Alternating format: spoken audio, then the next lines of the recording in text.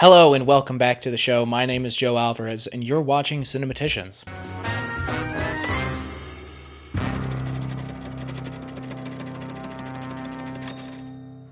Today I'm going to cover my thesis. I've mentioned it a couple of times on the show. I think primarily in the interview with my good friend Joe Susanka. Anyways, I've mentioned it a couple of times, and I think it is about time that I actually talk about the subject itself. All right, so what exactly was my thesis, and why should we care? You know what? That is a very, very good point. Well, my thesis is best explained, I think, by giving you a little story about something else that happened while I was at school. All right, so it is my junior year at Wyoming Catholic College. Shout out to them, by the way, for letting me graduate. Yay! Appreciate it. You know, finals are happening. It's almost Christmas break. Here comes Santa Claus, here comes Santa Claus. Everyone's stressing out about it, and one senior invites the entire school to join her in watching the movie Die Hard. Yippee-ki-yay, mother... Now, as you fellow cinematicians and cinephiles know, the movie is rated R for a variety of different reasons. Now, a well-intentioned student, actually a very good friend of mine, decided to question the choice of film, shall we say, in that he objected to the viewing of it among mixed audiences due to certain risque moments within the film. Those of you who've seen it probably know what I'm talking about. In any case, on that email, there grew an email chain, which to this day remains, at least to those who were around then, a memorable email chain discussing morality and Catholic approach to watching movies. What movies can we watch? What movies ought Catholics be allowed to watch? Is there a limit? Is there a minimum? Or what can we allow ourselves to watch in movies? You have a lot of questions. Where are the moral grounds for this? So this has been something that I've been considering for many years now. I could have easily just given an answer right then and there, but I decided to give it some time and some research, devote some research to it. So I chose that as my thesis topic, and well, what I want to do is I just want to give you the information and basically the system in watching a movie and the moral culpability of the film itself and the moral aspects of it. So a few things, I guess. I just want to include what sources I had and what I went into in my thesis versus what I gave in my oration, which is kind of a little speech, a little lecture regarding my thesis.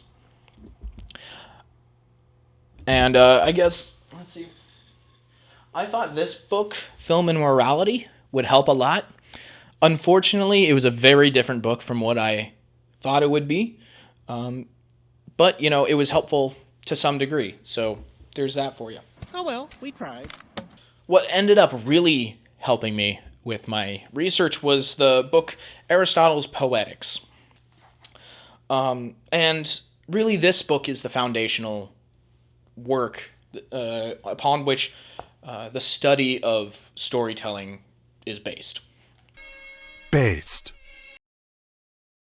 So you have Save the Cat, Kill the Dog, The Hero's Journey, all of that has some roots in Aristotle's Poetics. And the Poetics also helps as a bit of a guide into what makes a good story and helps not only analysts, but writers do their job well, and any form of storytelling. The other thing that I'm just going to put in as a link, because I use it as an online source, was Pope Pius XII's letter to the cinematograph industry, representatives of the cinematograph industry, in 1955, and he talks about what makes the ideal film. Then I also went into the history of censorship and an attempt at application of moral standards in the film industry, at least within the United States, and I used the MPA's, the Motion Picture Association pamphlet when it turned 50 years old. And I will go into that perhaps in another video, but we're going to touch on all 4 of these sources to some degree, whether it's in this video or in the next series of videos. In this life or the next. So I'm going to try and make this short, so it might just be a series of videos.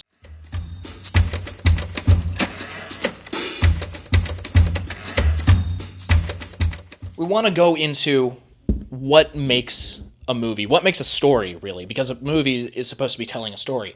So let's go to the root of storytelling structure. Now, for those of you who don't know, Aristotle lived around the 4th century BC and developed one of the predominant modes of philosophical thought in the Western tradition. So if you live in America or Europe, either Americas or Europe, or a European-influenced territory or country or what have you, you will have some semblance or roots in this Greek philosopher's way of thinking.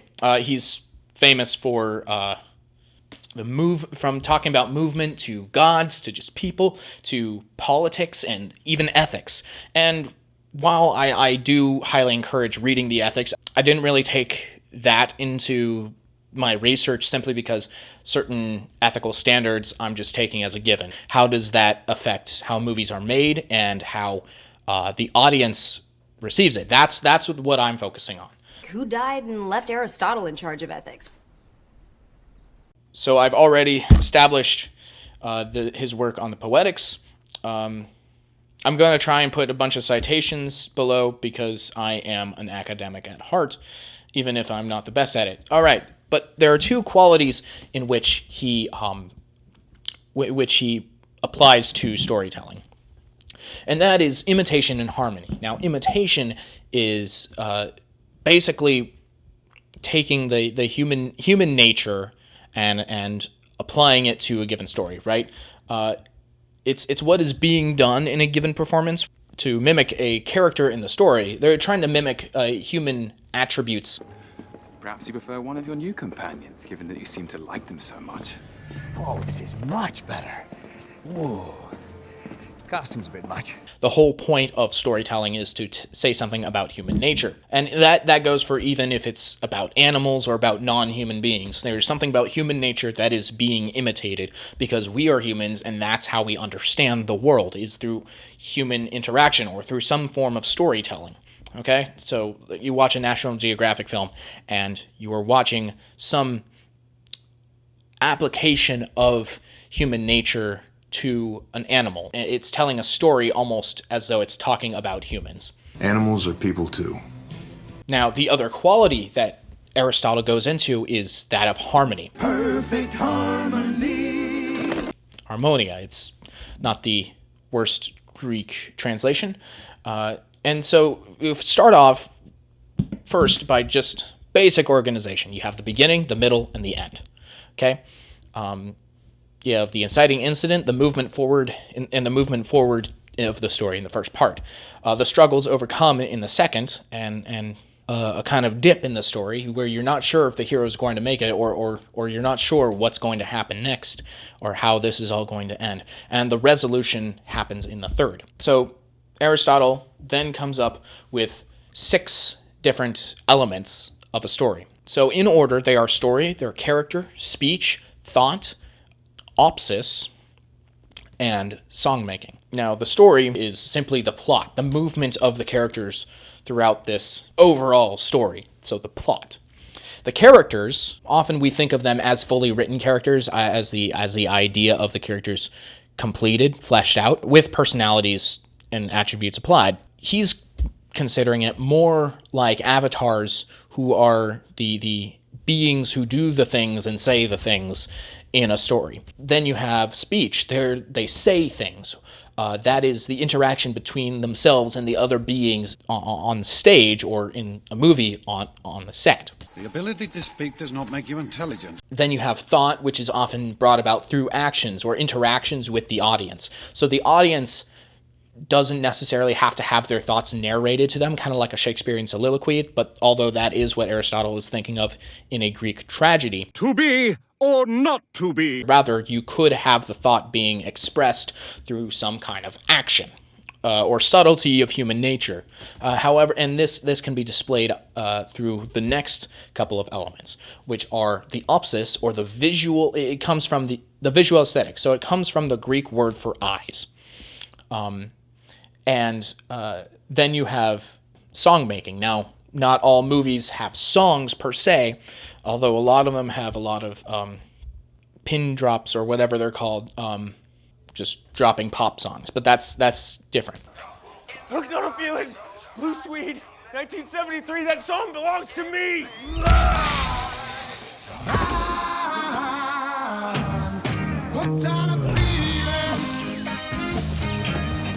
We could consider it the audio aesthetic, and that could be sound effects, that could be the music involved.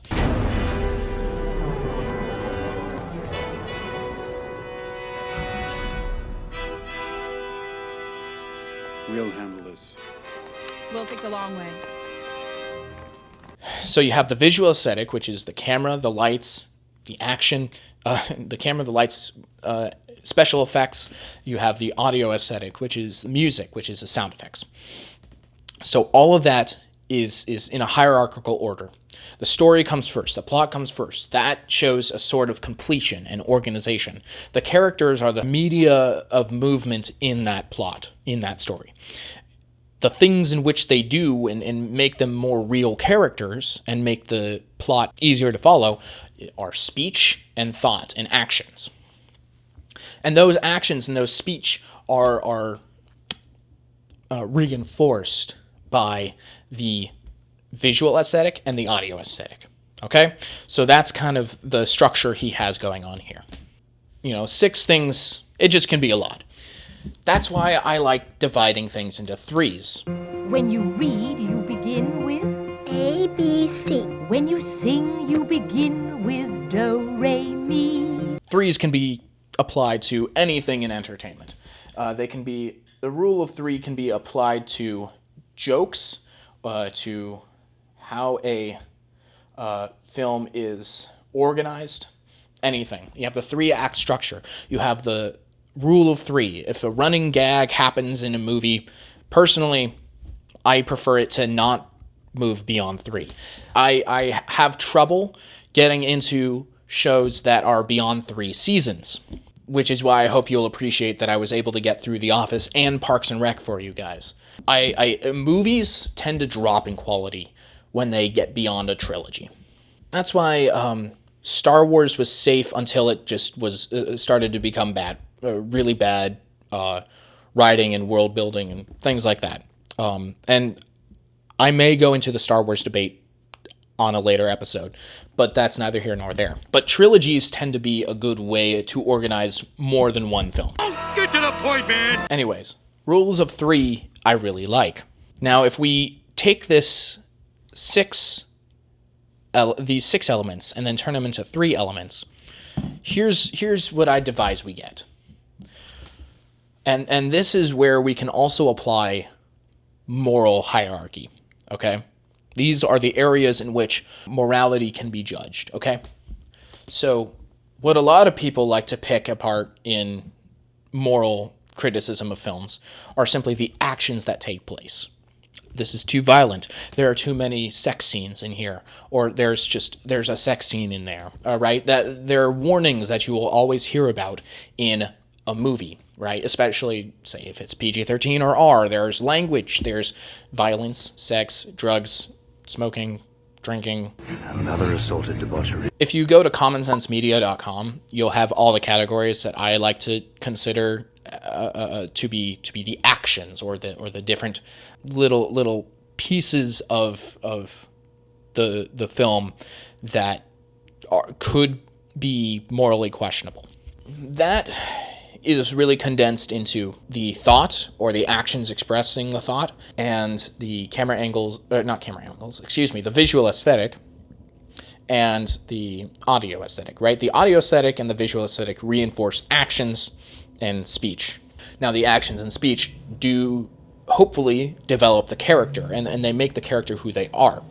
If the character themselves is immoral, hopefully there's a purpose for that character being so immoral. There are obviously ways in which a movie can have a morally compromised character for a good reason. You have to take it a case-by-case basis, right, for every movie. Because then, ultimately, you have the story. Is the story, the plot, a moral story? What is it that the character does to resolve the issue at hand? Is that moral? Is it shown to be moral? Is it shown to be immoral? And then you contrast that with whether it's actually moral, yada, yada, yada. You also can consider what message is the film trying to portray. And if you have proper dialogue over a very complicated film, you might find that there's more to the moral character of a film than what you first see. But with a lot of stories that are just in themselves immoral, you often would rather not bother. Now you would probably warn or discourage someone from watching it if you know their soul is going to be damaged by this film, or if it's a film that you ought not to support. But you don't want to take an individual action within the film and say this film itself is immoral. You have to take it all into consideration. These three things, the actions, the characters, the plot, those are the three main ingredients of the moral qualities of a given film. Okay? You have to try it all at once. You can't just have the ingredients all separate. Gordon Ramsay is going to eat the actual meal. He's not going to have all the separate ingredients in front of him and just eat that. Finally, some good food. No, you have to have the whole thing mashed together, and the proper chemical reactions have to take place, okay? Otherwise, you're going to be missing out on a lot, and the whole point of the film is going to go above your head. Nothing goes over my head. My reflexes are too fast. I would catch it. That's that side. That's my translation of taking Aristotle's poetics of imitation and harmony and applying them to some moral grounds and just a place that you can actually places and things that you have to think about to morally judge a given film.